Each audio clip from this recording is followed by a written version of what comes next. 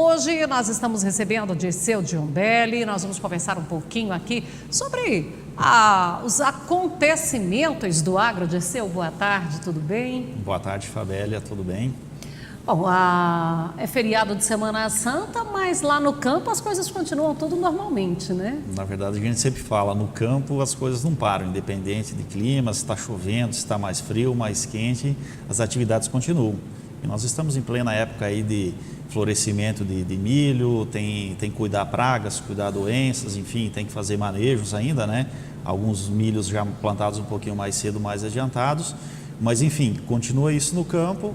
E, na verdade, sim, os produtores já também pensando na próxima safra. Muitos já preparando as compras, fazendo os negócios, fazendo todo o planejamento, já pensando na safra 2019-20, que logo aqui em setembro, final de setembro, outubro, começa a ser plantada, né? É interessante porque o produtor, ele precisa, o olhar dele está sempre muito adiantado, né, Dirceu? Muito, e na verdade assim, cada ano é um ano, cada situação é uma situação, mas tem anos que tem que tomar algumas ações, muitas vezes assim, sem ter muito tempo para tentar fazer as melhores escolhas. Então esse ano foi um ano talvez um pouquinho mais difícil para a produção de sementes de soja. É desafiador se produzir semente de soja em qualquer parte do Brasil. Quando a gente fala para os cerrados, talvez a dificuldade é um pouquinho maior. Então isso ficou um insumo um pouquinho mais escasso esse ano. Não que não tem sementes, não é isso, tem sementes. Mas talvez aquela que eu queria eu vou ter que substituir. Exatamente, e aí muitas vezes o produtor vai falar assim, não, mas eu gosto de comprar essa semente, eu gosto de comprar dessa empresa. E daqui a pouco, se ele demorar muito tempo, ele já não encontra mais ela disponível da maneira como ele gostaria. Então, muitas vezes ele tem que tomar essa decisão mais antecipada mesmo, sair para o mercado, fazer os negócios e garantir os insumos. Principalmente a semente, que é um insumo, ele não é na verdade assim, um insumo genérico, ele é um insumo fundamental, um insumo básico, um insumo diferenciado que nós chamamos, porque dentro dele tem todo um potencial produtivo. Então muitas vezes ele pensa assim, mas se eu deixar para comprar o meu fertilizante mais tarde um pouco, ou comprar da marca A ou B, eu não tenho tanta diferenciação assim. Se eu deixar de comprar, às vezes, a marca A, B ou C de algum outro produto, eu não tenho tanta variação. Mas muitas vezes a escolha de uma boa semente, de uma variedade certa, faz muita diferença lá no campo, né? E quando a gente fala dessa escolha, talvez a gente nem esteja falando da qualidade dessa semente. A qualidade até é tal qual, só que para eu plantar aqui, é que o comportamento dela vai mudar tudo, né? Exato, e aí você tem grandes oscilações realmente de um potencial produtivo de uma variedade para outra. Felizmente as coisas melhoram muito ao longo do tempo, né?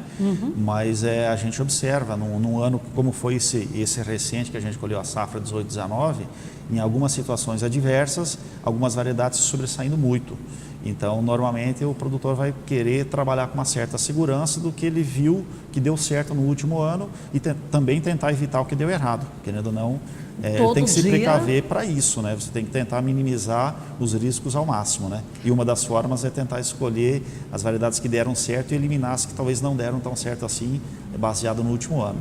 Todo dia ele tem que revisar o que foi feito e planejar o que vai fazer. Exatamente, e enfim, é um desafio constante. Muitas vezes a gente fala assim, a mesma variedade que talvez não foi muito boa esse ano, pode ser que num ano novo que venha por vir, o clima aconteça de forma natural e ela pode continuar sendo uma grande variedade.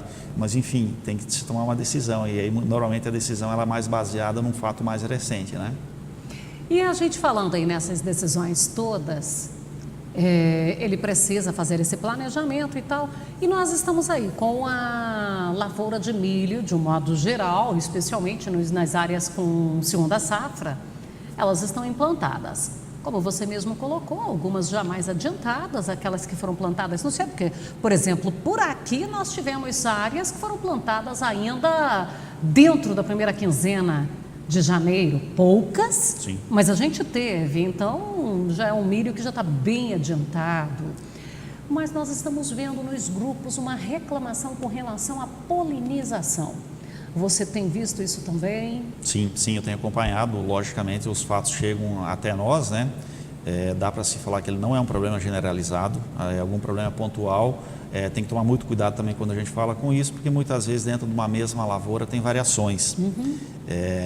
Resposta sobre isso, está muita gente falando, muita gente tentando chegar a algumas conclusões. Pode ser ataque muitas vezes de alguma praga específica, talvez cigarrinha, enfim, pode dar algum distúrbio na planta. Isso, pulgões podem fazer isso também, interferir na polinização. Então, dessa forma, não tem. Você vai abrir uma espiga, você vai ver que ela não tem um enchimento pleno de grãos. Quanto que isso vai afetar? A gente viu até alguns assim bem escasso, né? Exato. Não foi nem que o enchimento não foi bom, não. Ela basicamente não teve grãos nela, né? Exato. Então, assim, aí muitas vezes o pessoal está atrelando, mas isso foi talvez um problema de alguma variedade mais específica, algum problema talvez que com ataque de alguma praga, enfim, essa variedade ela expressou uma maior perda? Pode ser que sim. Então, assim, é difícil muitas vezes você encontrar respostas mediante um fato novo. Então, o que está sendo investigado, estamos avaliando se é característica realmente de alguns materiais ou se foi algum problema. Nós tivemos um problema grave no começo da implantação, que você deve ter acompanhado também, que foi o problema de ataque de lagartas. Muito. Querendo ou não, hoje a gente já não fala mais nisso, porque vão vindo as folhas novas do milho e muitas vezes você vê isso minimizado, você não vê mais tão evidente, né? Mas nós não podemos esquecer que teve agricultores aí que fizeram 4, 5 aplicações e isso onerou bastante o custo e, querendo ou não, ocasionou uma injúria na planta.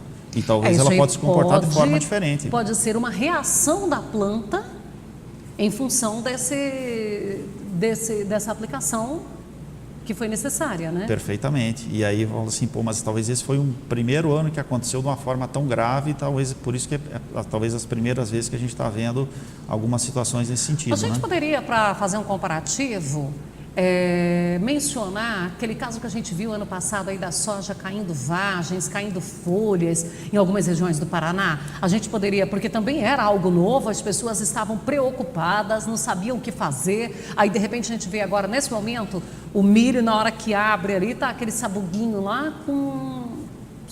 Gente, as fotografias que chegaram para nós, olha, coisa mínima mesmo, sem condição de colheita, né? Sim, você pega uma espiga média aí, você tem, dependendo do padrão de cada produto, mas tem 400, 500, 600 grãos por espiga. Aquelas que a gente viu na foto, talvez você tenha 20, 30, 40 grãos. Exato, eu ia dizer menos de 50, então, sem exagero, é por aí mesmo, uns 30 grãos. Com certeza isso vai afetar diretamente a produção. Essa lavoura, se ela for, o padrão dela for todo assim, ela está totalmente comprometida mesmo. Então, assim, talvez nós ainda não dimensionamos que tamanho que é isso, que proporção, mas o fato que talhões são esses, quais são as regiões, isso, né? Mas o fato o que a gente tem para fazer hoje? É acompanhar e tentar entender quais são os principais motivos. Vai replantar o milho? É impossível, não tem mais janela. Todo o manejo que era para fazer foi feito, já foi feito o plantio, a dessecação, herbicida, inseticida, fungicida, está totalmente feito, né? Então agora realmente está acompanhando, tentar principalmente trazer respostas para isso e em cima disso você tem que ter um aprendizado para tentar entender, é algum problema climático, é algum problema de variedades, é algum problema de pragas, para justamente nós no ano que vem também entender como é que a gente faz para minimizar isso, né? Querendo ou não, tudo que você passa aqui no dia a dia são aprendizados. Tem que identificar o que é que, né, E é preciso ver assim, se dentro da mesma propriedade houve essas oscilações, né, essas variações. Exato, porque muitas vezes quando você pega as fotos, aquilo ali padrão da lavoura é um caso extremo. Então, muitas vezes, quando você vai fazer uma avaliação, na verdade, você não pode entrar numa lavoura de milho, entrar 10 metros e, em cima disso, tomar uma decisão. Você tem que ir em vários pontos da lavoura, em outros momentos, você tem que ir em outras propriedades que plantou o mesmo produto, dentro da mesma propriedade, ver se todos os produtos, os híbridos de milho se comportaram da mesma maneira, né? Para realmente você conseguir ter uma noção melhor do que realmente está acontecendo a nível de campo, né?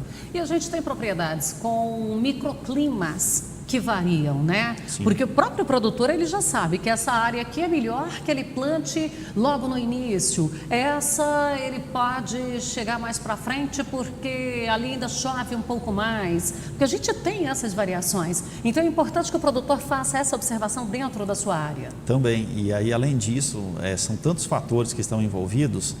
Imagina uma situação, muitas vezes o produtor ele pode ter um milho verão do lado, que daqui a pouco as pragas e doenças, os patógenos já estão estabelecidos naquela situação, muito próximos, e num primeiro momento eles vão migrar para a primeira lavoura dele, que para a segunda lavoura que ele já vai plantar mais longe, já não vai sofrer tanta interferência. Então tudo isso acaba importando, então daqui a pouco que está mais próximo de uma situação de pressão, vai sofrer mais, consequentemente o que plantou mais tarde vai sofrer menos. Talvez a praga cigarrinha é difícil muitas vezes você identificar ela e tomar muitas vezes ações para controle dela.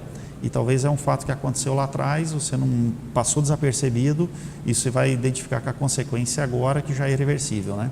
Então tem muitos fatos que é dessa forma.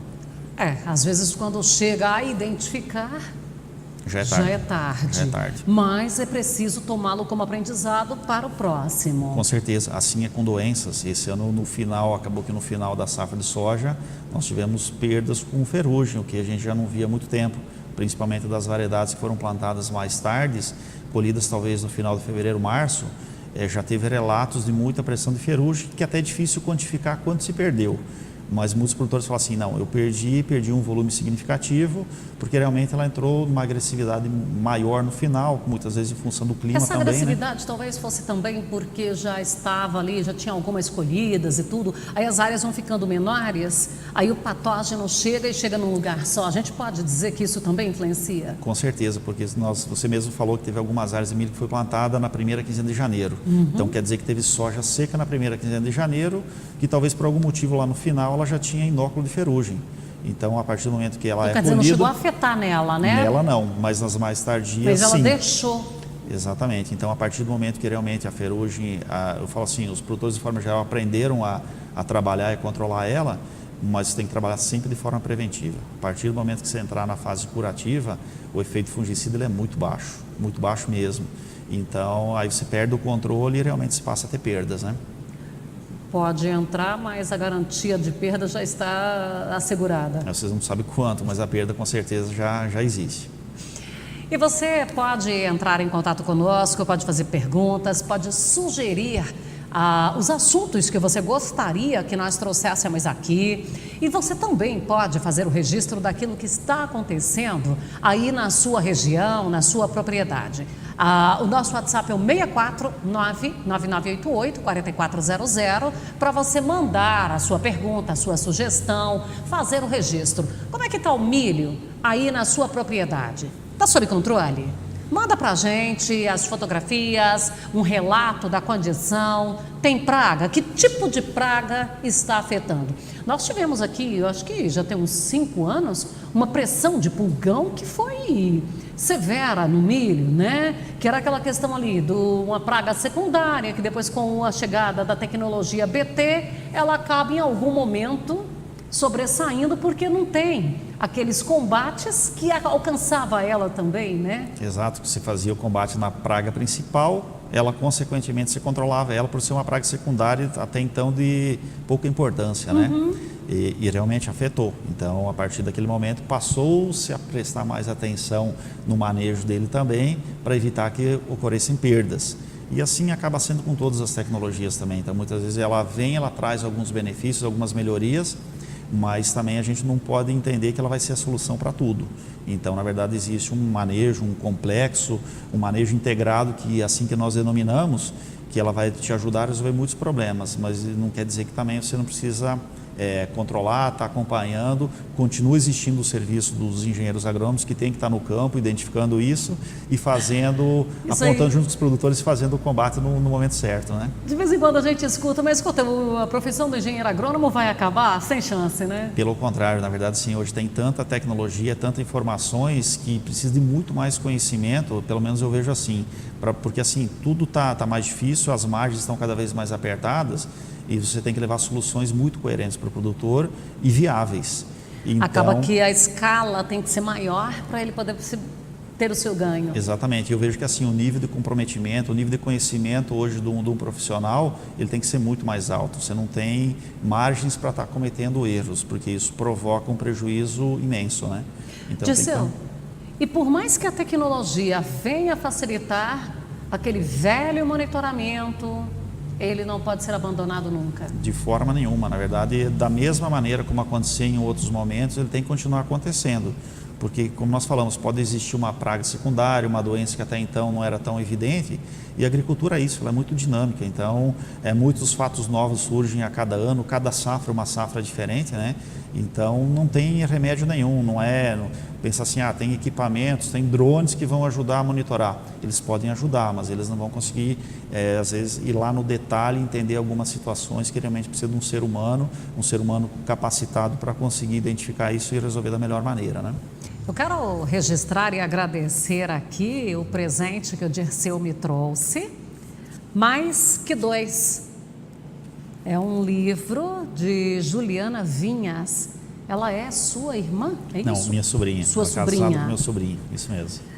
O singular e o plural em uma maternidade não típica é o relato de uma história de um casal com 2 filhos que são especiais os dois, um com super habilidades, né? Super habilidades, então é um filho especial que precisa de uma atenção especial, né? Exatamente. E o outro com síndrome de Down. Isso mesmo. Então ficaram nos extremos. Isso.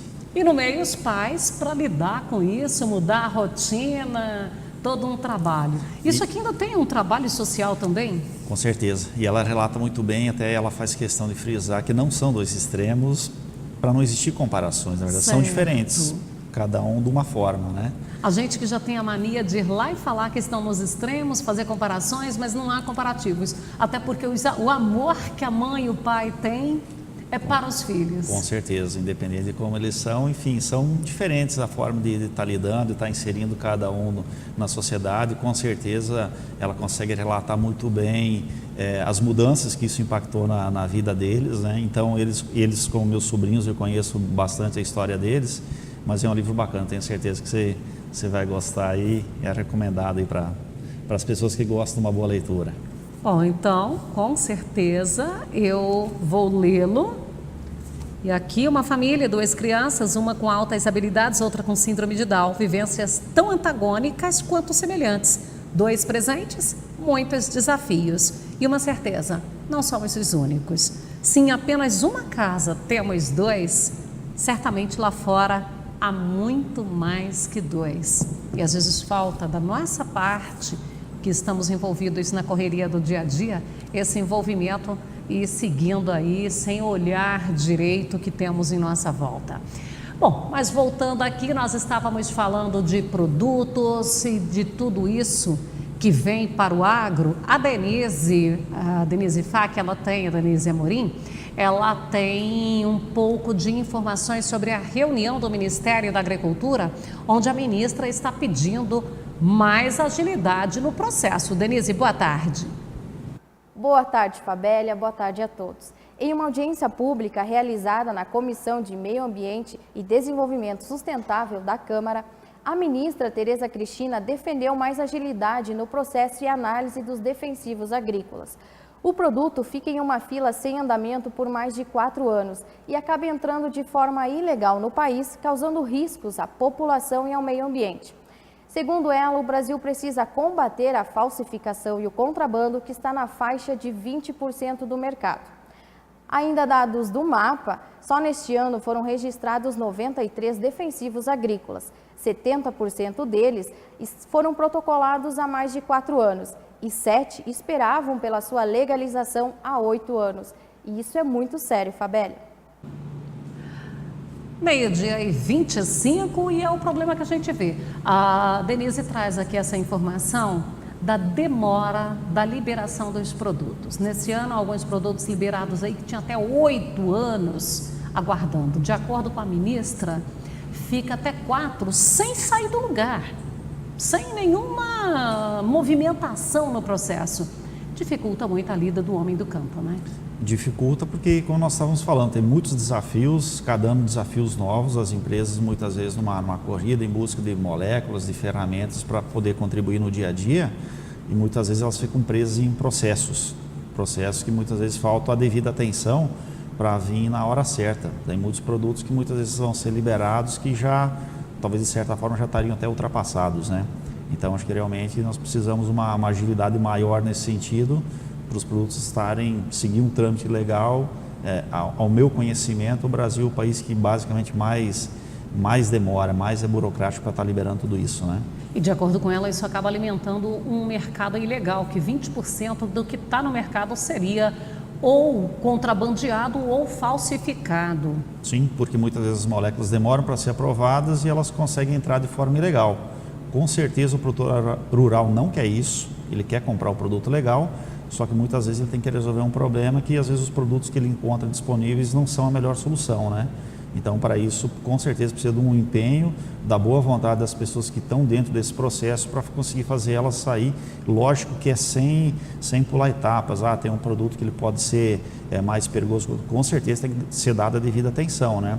Ninguém quer, vamos falar a linguagem aí dos ecoverdinhos, ninguém quer envenenar ninguém. Não, com certeza, mas nós, na verdade, assim, também não podemos também ter processos tão demorados a ponto de, daqui a pouco do produto, a hora que ele for lançado, realmente ele já está ultrapassado, já passou o momento que realmente ele era importante no negócio, né? Aí gastou dinheiro à toa e não teve a solução, né? E é dois gastos, um lá estudando o produto e o outro aqui perdendo a lavoura, né? Exatamente. Então, para as empresas também acaba que elas investem muito em pesquisa em cima disso e também elas precisam ter esse retorno e o produtor precisa do produto. Então, é uma corrente que fala assim, ninguém consegue produzir nada sozinho. Então, um é dependente do outro e se houvesse mais agilidade, seria importante para todos os envolvidos na cadeia, né?